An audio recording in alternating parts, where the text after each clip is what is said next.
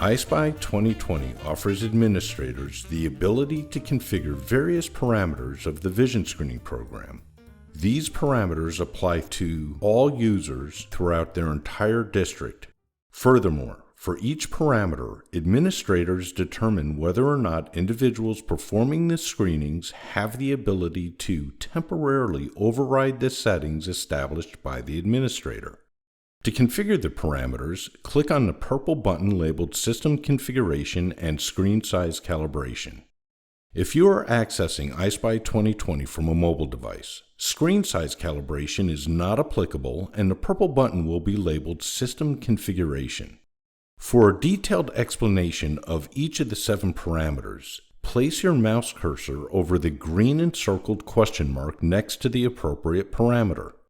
In order to grant screening personnel the ability to modify a particular parameter at the time of screening, click the corresponding Proctor Override checkbox until a checkmark appears.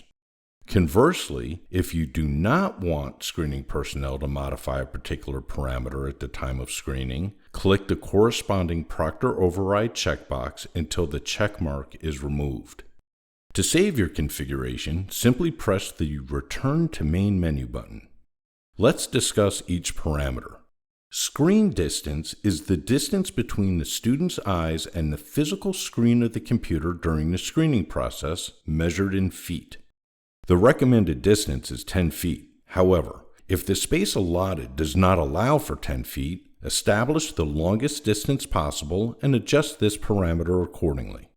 Student ID is the unique identifier for each student issued by their school.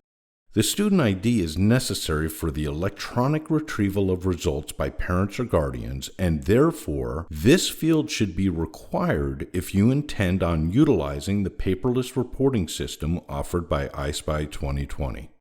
If your state requires an exact visual acuity measurement, please select Threshold. If your state only requires that you assess your student's vision at the size appropriate for their age, select Critical Line. If you are uncertain of your state's requirements, select Threshold. Some vision screening programs expedite the process of referring a student immediately when an issue is detected. If you want to ensure that both left and right eyes are assessed, even if the first eye assessed is a cause for referral, select Yes. By the way, selecting Yes does not prevent you from opting to test just the left or right eye of the student. Although EyeSpy 2020 does not assess visual acuity at near distance, it does allow that information to be entered into the system, and it is used in determining whether or not a student is recommended for professional evaluation. If your state requires near visual acuity, select Required. Typically, stereo or depth perception assessments are performed based on student age and visual acuity performance. If your state requires stereo assessments, select Always. If stereo assessments are not required, select Auto Determined.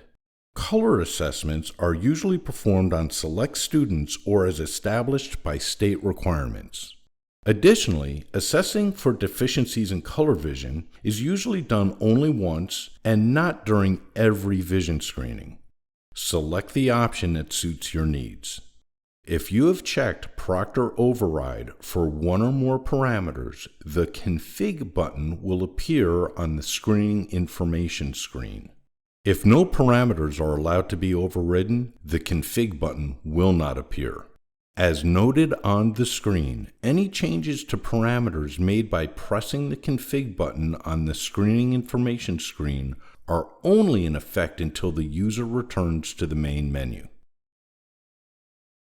EyeSpy 2020, designed by schools for schools.